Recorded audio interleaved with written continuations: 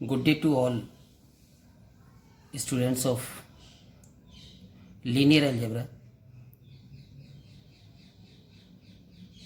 We have in last video discussed about definition of a field,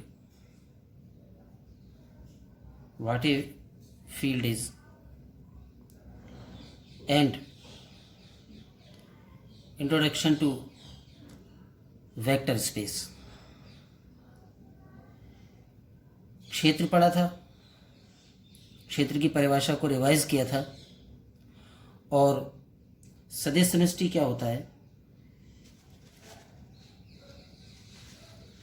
वो परिभाषा भी हमने पिछले वीडियो में समझी थी. क्या थी वेक्टर स्पेस की परिभाषा? पहले तो हम उसी को एक बार जल्दी से रिवाइज कर लें. सदिश समष्टि या वेक्टर स्पेस एक अरिक्त समुच्चय V किसी क्षेत्र F डॉट पर एक सदिश समष्टि कहलाता है यदि V पर एक द्विचर संक्रिया या बाइनरी कंपोजिशन सर्कुलर प्लस, यहाँ पर उसको सिंबल दिया था, जो कि V क्रॉस V से V में होती है, और एक बाह्य संक्रिया जो कि F क्रॉस V से V में होती है, ऐसी परिभाषित हो जाए कि ये प्रॉपर्टीज लागू हों तो ये वेक्टर स्पेस कहलाता है. प्रॉपर्टीज क्या है? उसके दो हिस्से हैं. पहले हिस्से में जो V अरिक्त समुच्चय है वो उसी पर लगाई गई सर्कुलर प्लस संक्रिया के लिए अबेलियन ग्रुप होना चाहिए, यानी इसमें वो सारी प्रॉपर्टीज होनी चाहिए जो अबेलियन ग्रुप में होती हैं. और अबेलियन ग्रुप में क्या प्रॉपर्टीज होती हैं? V अरिक्त होता है, कंपोजिशन सर्कुलर प्लस के लिए V क्लोज्ड होता है, यानी समवर्त गुणधर्म का पालन होता है. और समवर्त गुणधर्म का मतलब होता है कि V के कोई भी दो एलिमेंट लें और उनको इस संक्रिया से ऑपरेट करें तो V का ही परिणाम आए. इसके अलावा सर्कुलर प्लस संक्रिया या ये जो भी संक्रिया हमने इस V पे लगाई है ये सहचरता का पालन करे, इस संक्रिया का तत्समक विद्यमान हो, जिसको कि हम यहाँ पर 0 बार द्वारा व्यक्त करेंगे, और V के हर अवयव का इस संक्रिया के रेस्पेक्ट में प्रतिलोम विद्यमान हो. इसके अलावा ये संक्रिया कम्यूटेटिव या क्रमहीन में भी होनी चाहिए. तो ये अबेलियन ग्रुप की प्रॉपर्टीज होती हैं, तो अबेलियन ग्रुप होना चाहिए. और दूसरा पार्ट जो है गुणधर्मों का वो ये है कि जो बाह्य संक्रिया हमने F क्रॉस V से V में लगाई है वो सुपरिभाषित हो. और सुपरिभाषित होने का मतलब है कि F का कोई भी एलिमेंट और V का कोई भी एलिमेंट इस संक्रिया द्वारा जब ऑपरेट किया जाए तो जो परिणाम आए वो हमेशा V का ही अवयव आए. यानी A अगर F का है और X V का है तो A डॉट एक्स V में आए. इसके अतिरिक्त ये चार प्रॉपर्टीज भी लागू होनी चाहिए.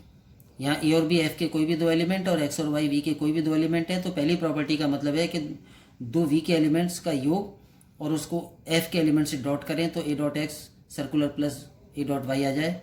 इसी तरह से ये चार प्रॉपर्टीज हैं. हमने शब्दावली भी पढ़ी थी. ये पढ़ा था कि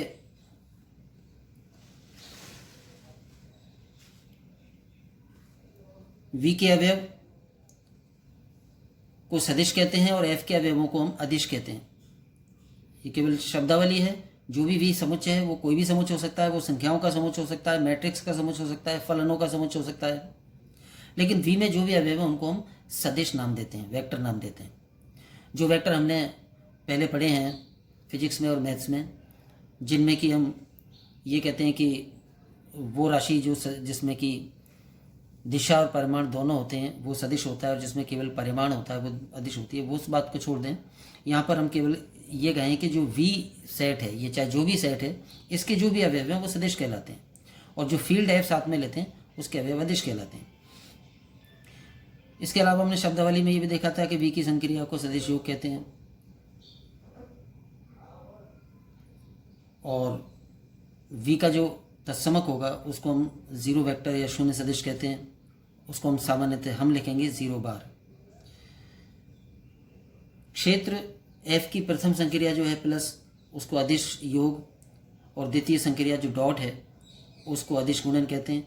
इसके तत्समक क्रमशः शून्य अवयव और इकाई अवयव कहलाते हैं. तो ये सारी डेफिनेशन हमने वेक्टर स्पेस की पढ़ ली है और आपने उसको रिवाइज भी कर लिया होगा। मेनली ये जो 4 प्रॉपर्टीज़ हैं इनको हम ऐसे भी समझ सकते हैं कि 2 वेक्टर्स का योग एक स्केलर से डॉट हो तो वो दोनों से अलग अलग डॉट हो जाता है, और इसमें 2 स्केलर का योग एक वेक्टर से डॉट हो तो वो दोनों से अलग अलग हो जाता है।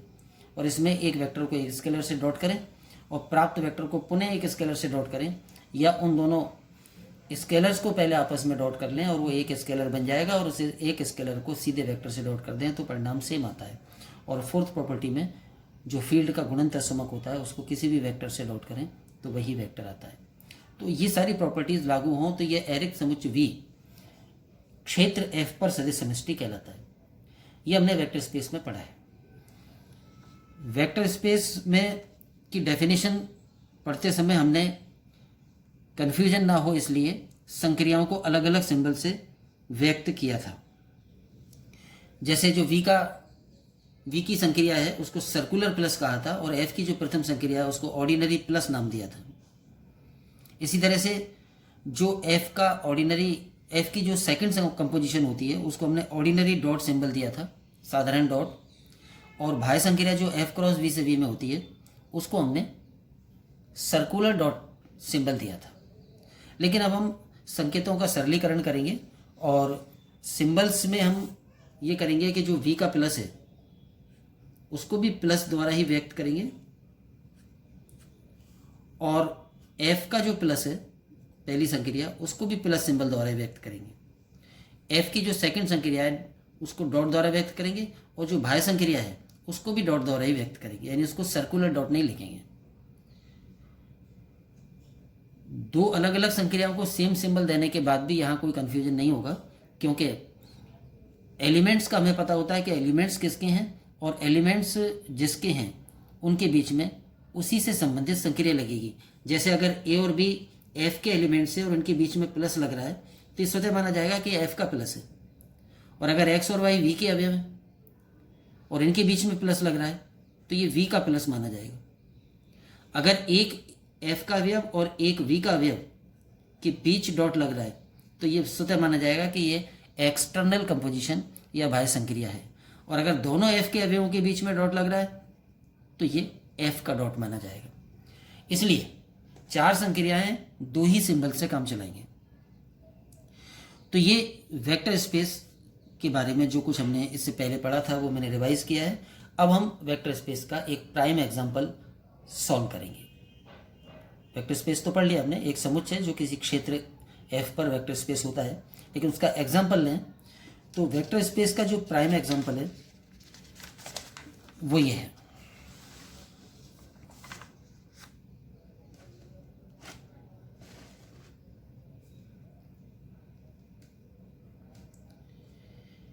किसी क्षेत्र F के n अवयवों द्वारा बनाए गए सभी n ट्यूपल्स या n tuples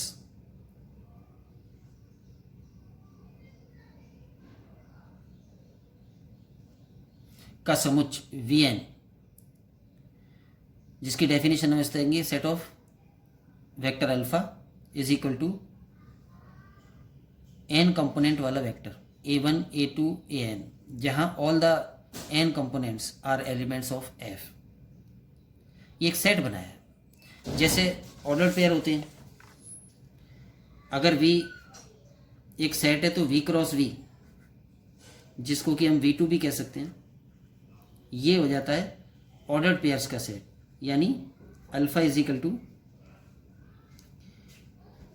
ordered pair a1 a2 such that a1 a2 belong to F।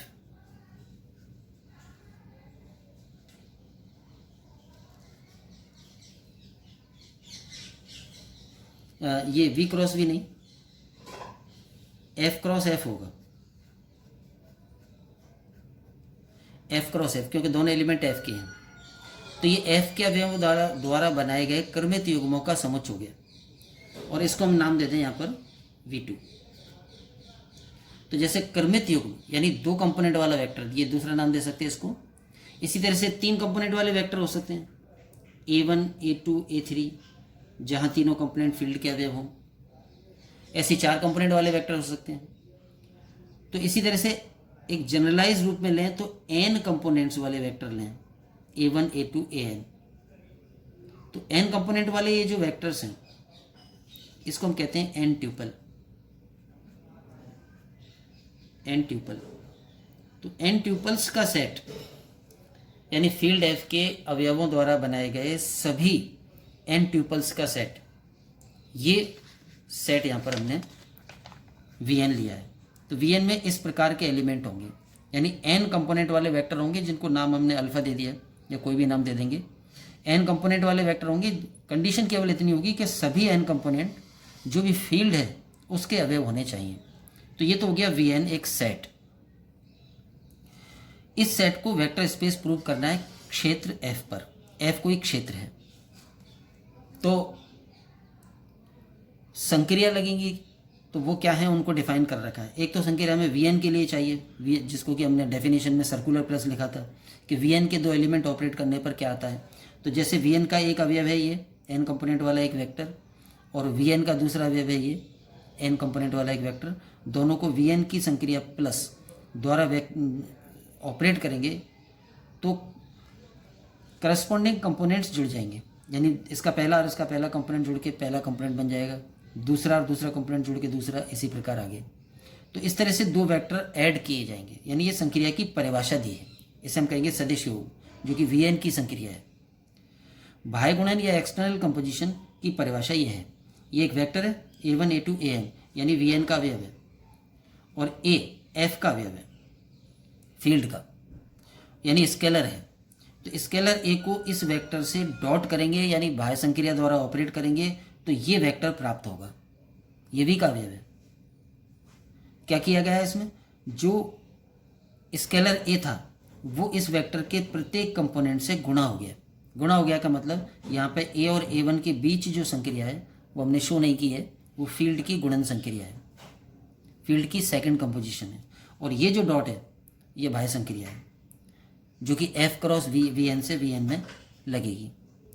तो ये दोनों संक्रियाओं की परिभाषा है, यानी दो वेक्टर को ऐड कैसे किया जाएगा वो परिभाषा दे रखी है, और एक स्केलर को एक वेक्टर से डॉट कैसे किया जाएगा वो परिभाषा दे रखी है। और इन सदिश योग और बाह्य गुणन संक्रियाओं के लिए ये समुच्चय Vn क्षेत्र f पर सदिश समष्टि है, ये प्रूव करना है। तो प्रूफ में हम पहली बात जो प्रूव करेंगे वो ये कि ये Vn अपनी इस प्लस संक्रिया के लिए अबिलियन ग्रुप हो, और अबिलियन ग्रुप प्रूव होने के लिए जो हमें चीज़ें प्रूव करनी होती हैं उनके लिए हम तीन जनरल एलिमेंट Vn के ले लें। मान लिया कि अल्फा बीटा गामा Vn के कोई तीन अवयव हैं जिनकी वैल्यूज़ ये हैं, वेक्टर्स हैं, और a और b कोई भी दो स्वेच्छ स्केलर ले लिए, arbitrary scalars. Alpha beta gamma तो Vn के एलिमेंट्स हो गए जिनकी वैल्यूज़ ये हैं क्योंकि वो वेक्टर्स हैं, और Vn में ऐसे ही अवयव हैं, और a और b f के अवयव हो गए। अब क्योंकि अल्फा बीटा गामा Vn के अवयव माने हैं तो इसके जो कंपोनेंट्स हैं सभी a1 a2 an, b1 b2 bn, c1 c2 cn, ये सब फील्ड के अवयव होंगे, क्योंकि कोई वेक्टर Vn में तभी होता है जब उसके कंपोनेंट फील्ड के अवयव हों। तो ये तीन एलिमेंट Vn के और दो एलिमेंट f के ले लिए। अब पहला हम समृद्ध गुणधर्म प्रूव करने जा रहे हैं Vn प्लस को अबिलियन ग्रुप प्रूव करने के लिए, और इसके लिए हमें प्रूव करना है कि Vn के कोई भी दो अवयव लें और ऑपरेट करें तो Vn का ही अवयव आता है। तो Vn के दो अवयव अल्फा और बीटा ले लिए, अल्फा और बीटा को प्लस द्वारा ऑपरेट किया तो ये अल्फा की वैल्यू रख दी, बीटा की वैल्यू रख दी, और इन दोनों को ऑपरेट करने पर ये आएगा, ये जो संक्रिया की परिभाषा दे रखी है उससे आ गया, करस्पॉन्डिंग कंपोनेंट्स ऐड हो गए। और अब ये जो प्राप्त हुआ हम ये आसानी से कह सकते हैं कि ये भी Vn का ही अवयव है। ये Vn का अवयव क्यों है, क्योंकि ये भी n कंपोनेंट वाला वेक्टर है और इसके भी सभी n कंपोनेंट फील्ड के अवयव हैं। ये दोनों, ये a1 प्लस b1 फील्ड का क्यों अवयव है, क्योंकि a1 भी f का है और b1 भी f का है, और इसके बीच में जो ये प्लस है अंदर, ये f का प्लस है, फील्ड f की पहली संक्रिया, और ये जो प्लस है ये सदिश योग संक्रिया यानी Vn की संक्रिया है। सिंबल दोनों का एक ही ले रखा है लेकिन मतलब अलग अलग है। तो ये दोनों वेक्टर्स को ऐड करने पर ये आता है, ये तो इसकी परिभाषा है जो दी गई है, और अंदर जो कंपोजिशन है प्लस वो फील्ड की है। तो ये फर्स्ट कंपोनेंट जो है a1 प्लस b1 ये f का अवयव क्यों होगा, क्योंकि a1 और b1 दोनों f के अवयव थे, और f के अवयवों को f की संक्रिया द्वारा ऑपरेट करें तो f का अवयव आता है। इस बात को यहाँ पे जनरल रूप में लिख दिया है कि कोई भी ए आई और बी आई अगर एफ के अवयव हैं तो ए आई प्लस बी आई एफ का अवयव होगा। तो ये जो प्राप्त हुआ ये ऐसा वेक्टर प्राप्त हुआ जिसमें एन कंपोनेंट्स हैं और इसके सभी कंपोनेंट एफ के ही अवयव हैं, अतः ये वेक्टर भी वी एन का एक अवयव है, बिलोंग्स टू वी एन। तो सिद्ध हो गया कि दो वी एन के अवयव लें अल्फा और बीटा और उनको जोड़ें तो वी एन का अवयव आता है। इसका मतलब वी एन जोड़ने वाली संक्रिया या सदिश योग के लिए समृद्ध है। या ऐसी बात को ऐसे कह सकते हैं कि जो सदिश योग संक्रिया है वो वी एन पर द्विचर संक्रिया है। अभिलीन ग्रुप होने के लिए पहला स्टेप ये प्रूव हो गया। दूसरे में सहचर्यता। तो 3 एलिमेंट वी एन के अल्फा बीटा और गामा लिए, इनको एक बार इस तरह से ऑपरेट करें, इसमें मान रख दिए हैं सबके, ये अल्फा हो गया प्लस ब्रैकेट के अंदर ये बीटा और ये गामा। पहले बीट इन दोनों को ऐड कर लिया जो परिभाषा दे रखी है उससे, ये दोनों वेक्टर कंपोनेंट दोनों वेक्टर्स को जब ऐड करेंगे तो करस्पॉन्डिंग कंपोनेंट्स ऐड हो गए। तो अब ये 2 वेक्टर रह गए, एक तो ये वेक्टर और एक ये वेक्टर, और अब इन दोनों को ऐड किया तो ये आ गया, वही करस्पॉन्डिंग कंपोनेंट ऐड हो गए। इसका पहला कंपोनेंट a1 प्लस इसका पहला कंपोनेंट b1 प्लस c1, तो ये पहला कंपोनेंट बन गया, ऐसे दूसरा बन गया, तो ये कंपोनेंट वाइज ऐड हो गए। अब अंदर जैसे फर्स्ट कंपोनेंट को देखें तो ये a1 b1 और c1 तीनों फील्ड के अवयव हैं और इनके बीच में जो प्लस है वो फील्ड का प्लस है जो कि सहचरता का पालन करता है। तो फील्ड की सहचरता का उपयोग करके जो लास्ट 2 पर ब्रैकेट था उसकी बजाय प्रथम 2 पर ब्रैकेट रख लिया। इसी तरह से और कंपोनेंट में किया है एफ में प्लस की सहचरता से।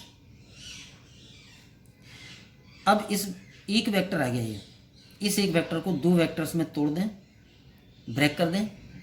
जो सदिश योग की परिभाषा है ये वाली, 2 वेक्टर जोड़ने पर यह आता है, इसी को रिवर्सली समझें तो ये एक वेक्टर है, इसको 2 वेक्टरों के योग के रूप में लिख सकते हैं। पहला वेक्टर बन जाएगा a1 a2 an से और दूसरा वेक्टर बन जाएगा b1 b2 bn से। उल्टा अगर इसको पढ़ें तो एक वेक्टर को 2 वेक्टर के योग के रूप में तोड़ा जा सकता है, उस बात का उपयोग किया गया है यहाँ पे। और ये जो एक वेक्टर आ गया था इसको 2 वेक्टर के योग के रूप में तोड़ लिया। पहले वेक्टर के कंपोनेंट हो गए a1 plus b1 a2 plus b2 an plus bn, और दूसरे वेक्टर के कंपोनेंट हो गए इसका c1 इसका c2 इसका cn, तो ये 2 वेक्टर बन गए। अब ये वेक्टर तो एज इट इज रखा है और इसको पुनः 2 वेक्टर के योग के रूप में तोड़ दिया है। उसके बाद ये अल्फा हो गया, ये बीटा हो गया, ये ब्रैकेट में आ गए और ये गामा हो गया। तो सिद्ध हो गया कि अल्फा प्लस ब्रैकेट में बीटा प्लस गामा बराबर अल्फा प्लस बीटा ब्रैकेट में और गामा। ये सहचर्यता प्रूव हो गई सदिश योग संक्रिया की। तो ये सिद्ध हो गया कि प्लस जो संक्रिया है वो वी एन में सहचर्य है। तो यहां तक हमने वी एन प्लस को अबेलियन ग्रुप प्रूव करने के लिए समृद्ध गुणधर्म और सहचर्यता प्रूव कर ली।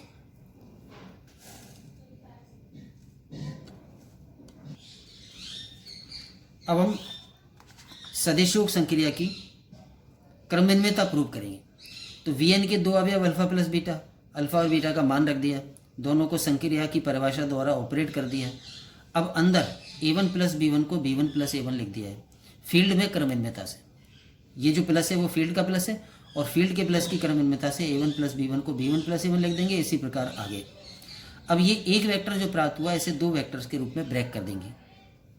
तो b1 b2 bn से तो पहला वेक्टर बन जाएगा और a1 a2 an से दूसरा वेक्टर बन जाएगा। और अब ये बीटा है और ये अल्फा है, तो अल्फा प्लस बीटा बराबर बीटा प्लस अल्फा। ये प्लस संक्रिया जो कि सदिश योग संक्रिया है उसकी सहचर्यता प्रूव हो गई, क्रमन्वयता प्रूव हो गई। तो अतः प्लस वी एन में क्रमन्वय है। इसके बाद हम सिद्ध कर रहे हैं कि जो ये वी एन समुच्चय इसमें तत्समक विद्यमान है। तो हमने एक वेक्टर बनाया जिसको सिंबल दिया 0 बार, इसको बोलेंगे हम 0 वेक्टर। ये कैसा वेक्टर है, इसके सभी n कंपोनेंट्स शून्य हैं, 0 0 0 0, और ये 0 जो है वो फील्ड का 0 है, यानी फील्ड का योज्य तत्समक है। तो ये n कंपोनेंट वाला एक वेक्टर बनाया जिसके सभी कंपोनेंट 0 रखे और इस वेक्टर को नाम दिया 0 बार। तो ये वी एन का अवयव है, ये तो क्लियर है क्योंकि इसमें भी n कंपोनेंट है और इसके भी सभी n कंपोनेंट f के अवयव हैं। ये वी एन में है, इससे एक बात तो ये सिद्ध हो गई कि वी एन अरिक्त समुच्चय। अभिलयन ग्रुप होने के लिए अरिक्त समुच्चय होना चाहिए और अरिक्त समुच्चय हम आमतौर पर शुरू में सिद्ध करते हैं, लेकिन इस बार यहाँ सिद्ध कर दिया है। तो ये वेक्टर वी एन में है इसलिए तो ये सिद्ध हो गया कि वी एन अरिक्त है। और अब इस वेक्टर को हम वी एन में तत्समक सिद्ध करें तो हम प्रूव कर रहे हैं कि वी एन का कोई भी अवयव जब 0 बार से ऑपरेट होता है तो वही अवयव आ जाता है। तो उसके लिए अल्फ़ा प्लस 0 बार, तो अल्फ़ा का मान रख दिया और 0 बार का मान रख दिया। ऐड करने की जो परिभाषा है यानी सदिश योग, उसके हिसाब से दोनों के कंपोनेंट्स जुड़ जाएंगे, दोनों के कंपोनेंट जुड़कर ये आ जाता है। इसमें a1 प्लस 0 a1 ही होता है, क्योंकि a1 फील्ड का अवयव है, 0 फील्ड का योज्य तत्समक है, और ये प्लस जो संक्रिया है वो फील्ड की संक्रिया है, तो a1 प्लस 0 बराबर a1 होगा। इसी प्रकार a2 प्लस 0 बराबर a2 होगा, and so on, an plus 0 बराबर an होगा। तो हमने यह प्रूव किया कि अल्फ़ा जो वेक्टर vn का कोई भी स्वेच्छ वेक्टर है, और 0 वेक्टर जो vn का हमने ये बनाया है, दोनों को ऑपरेट करने पर अल्फ़ा ही आ जाता है। इसका मतलब है कि ये जो 0 वेक्टर है वो तत्समक है, आइडेंटिटी है, जिसको कि यहाँ पर हम अब 0 वेक्टर कहेंगे। तो अतः सदिश 0 बार vn प्लस इस निकाय में तत्समक है, अर्थात शून्य सदिश है। तो ये तत्समक या शून्य सदिश हो गया। इसके बाद हम इस पर आए कि इस vn प्लस में हर अवयव का प्रतिलोम विद्यमान है, इनवर्स विद्यमान है। तो vn का स्वेच्छ अवयव अल्फा हमने ले रखा है, ये vn का है, इससे स्पष्ट है कि इसके सभी n कंपोनेंट फील्ड के अवयव होंगे, और जब ये n कंपोनेंट फील्ड के अवयव हैं तो इनके योज्य प्रतिलोम फील्ड में विद्यमान होंगे, यानी -a1 -a2 -an भी f में होंगे, और जब ये f में है तो इनसे बना वेक्टर भी vn में होगा, क्योंकि vn में कोई भी वेक्टर हो उसके लिए दो ही शर्तें हैं कि वो n कंपोनेंट वाला वेक्टर होना चाहिए और उसके सभी n कंपोनेंट f के अवयव होने चाहिए।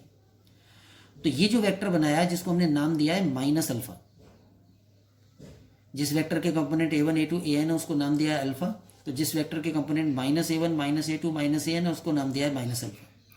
तो इतने पार्ट में तो हमने ये प्रूव किया है कि जब अल्फा vn में है तो ये माइनस अल्फा वाला वेक्टर भी vn में होगा। अब इस माइनस अल्फा को अल्फा का प्रतिलोम सिद्ध करने के लिए अल्फा और वेक्टर माइनस अल्फा का ऐड करें, इन दोनों को ऐड करें, तो ये अल्फा की वैल्यू और ये माइनस अल्फा की वैल्यू दोनों को ऐड करेंगे।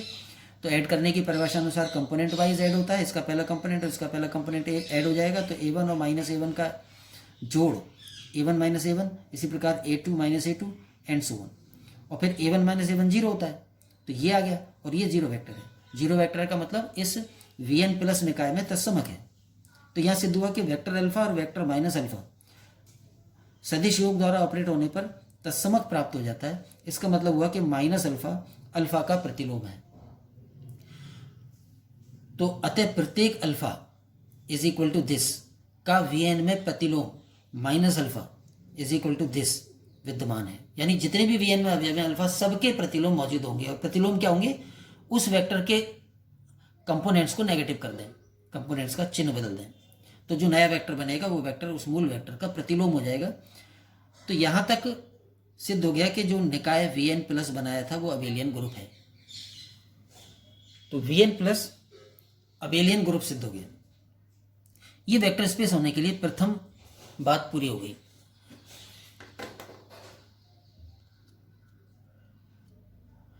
इसके बाद हम वेक्टर स्पेस की बाकी की 5 बातें प्रूव करें, जिनमें पहली बात तो यह है कि जो बाह्य संक्रिया है वो सुपरिभाषित होनी चाहिए।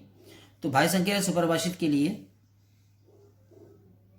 ए फील्ड का अवयव और अल्फा vn का अवयव यानी वेक्टर, यानी ए स्केलर और अल्फा वेक्टर, और ये डॉट बाह्य संक्रिया, और ऑपरेट करके बताएं कि ये टोटल भी vn का ही एलिमेंट आएगा। तो ए एज इट इज और ये अल्फा की वैल्यू। अब जो डॉट की परिभाषा में दी गई है उसके हिसाब से ये वेक्टर ए, ये स्केलर ए अंदर सभी कंपोनेंटों से गुणा हो जाएगा, a into a1 a into a2 a into an। ये a इंटू a1 के बीच ये जो इंटू है ये फील्ड की गुणन संक्रिया है, जिसको यहाँ कोई सिंबल नहीं दिया गया है, तो ये आएगा। अब ये भी vn का अवयव क्यों है, दिस बिलोंग्स टू vn, क्योंकि a f का अवयव है, a1 f का अवयव है, और a और a1 के बीच f की ही गुणन संक्रिया है। तो f की गुणन संक्रिया के समृद्ध गुणधर्म से हम कह सकते हैं कि a इंटू a1 भी f का अवयव है, इसी प्रकार a इंटू a2 भी f का अवयव है, a इंटू an भी f का अवयव है। इस बात को व्यापक रूप में यहाँ ऐसे लिख दिया कि a f का अवयव है और ai मीन्स कोई सा भी, a1 a2 an कोई सा भी, तो a f का अवयव है और ai f का अवयव है, तो a इंटू ai भी f का अवयव होगा f में गुणन संक्रिया के समृद्ध गुणधर्म से। तो ये एक स्केलर a और एक वेक्टर अल्फा को डॉट करने पर एक वेक्टर ही प्राप्त हो गया, यानी एक f का अवयव और एक vn का अवयव ऑपरेट किए गए तो वी एन का ही अवयव आ गया। इससे सिद्ध हुआ कि जो बाह्य संक्रिया है वो एफ क्रॉस वी से वी में सुपरिभाषित है।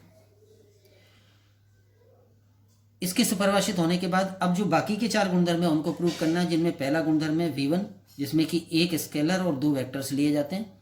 एक स्केलर ए और बाह्य संक्रिया डॉट और 2 वेक्टर्स। पहले अल्फा और बीटा के मान रख दें, ये अल्फा का मान और ये बीटा का मान। फिर इन दोनों को ऐड कर दें सदिश योग की परिभाषा से, और फिर बाह्य गुणन की परिभाषा से ए अंदर सबसे गुणा हो जाएगा। अब अंदर फर्स्ट कंपोनेंट को देखें तो a into A1 plus B1, इसको लिख सकते हैं A1 प्लस AB1 फील्ड में बंटन नियम से। ये फील्ड का प्लस है और यहाँ फील्ड की द्वितीय संक्रिया डॉट है और बंटन नियम का पालन होता है, तो ये ए दोनों से गुणा हो जाएगा। तो फील्ड एफ के बंटन नियम से ये आ गया। इसी प्रकार ये और इसी प्रकार ये कंपोनेंट आ गई। उसके बाद इस वेक्टर को 2 वेक्टर्स के योग के रूप में ऐड कर दिया। इसका AA1, इसका AA2, इसका AAN, इससे एक वेक्टर बन जाएगा, और AB1, AB2, ABN इससे दूसरा वेक्टर बन जाएगा। या उल्टा देख सकते हैं, ये दोनों वेक्टर्स को ऐड करें तो यही आएगा। इसलिए इस वेक्टर को 2 वेक्टर के योग के रूप में ब्रेक कर दिया। अब इसमें से ये जो वेक्टर है इसमें सब में हर कंपोनेंट में ए है, तो ए को बाहर कॉमन ले लिया। इसे हम कॉमन लेना बोल सकते हैं, या ये कह सकते हैं कि बाह्य संक्रिया रिवर्स डायरेक्शन में यूज की है, क्योंकि ए डॉट A1 A2 AN का मान ये आता, अतः इसको ए डॉट A1 A2 AN यानी कि रिवर्स रूप में काम में ले लिया, तो ए कॉमन ले लिया कह सकते हैं। इसी तरह से इसमें से ए कॉमन ले लिया। अब ये अल्फा बन गया और ये बीटा बन गया, तो ये आ गया A dot alpha plus beta बराबर A dot alpha plus A dot beta. Similarly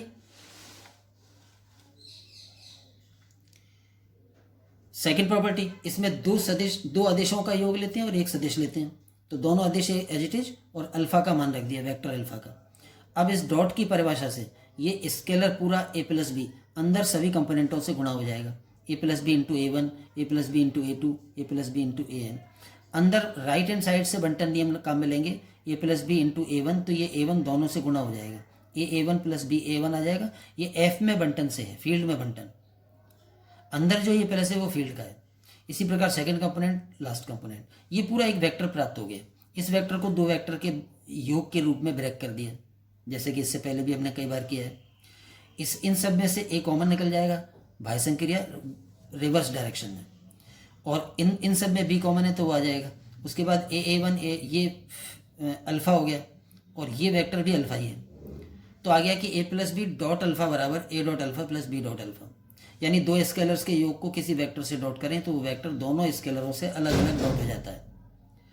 और थर्ड प्रॉपर्टी V3, उसमें स्केलर डॉट वेक्टर। तो पहले तो अल्फा की वैल्यू रखी, फिर बी अंदर डॉट करा दिया, फिर ये जो वेक्टर प्राप्त हुआ उसको स्केलर ए से भी डॉट कर देंगे तो ए भी अंदर सभी कंपोनेंटों से जाके गुणा हो जाएगा। अब इस फर्स्ट कंपोनेंट को देखें तो इसमें ए बी और A1 तीनों फील्ड के अवयव हैं, और इनके बीच जो संक्रिया है वो फील्ड की सेकंड संक्रिया है, तो फील्ड की सचरता से ब्रैकेट प्रथम 2 पे लग जाएगा, ए बी इंटू A1। इसी प्रकार आगे भी। अब इस वेक्टर में अंदर हर कंपोनेंट के साथ ए बी गुणांक में है, तो ए बी को बाहर ले लेंगे और ये हो जाएगा A B dot A1 A2 AN, और ये वेक्टर अल्फा हो गया। तो सिद्ध हो गया कि A dot B dot alpha बराबर ए बी डॉट अल्फा।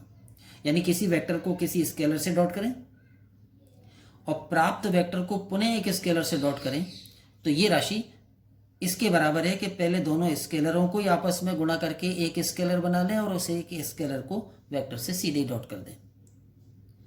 यानी स्केलर डॉट वेक्टर बराबर scalar into scaler dot vector. तो ये थर्ड प्रॉपर्टी हो गई। फोर्थ प्रॉपर्टी में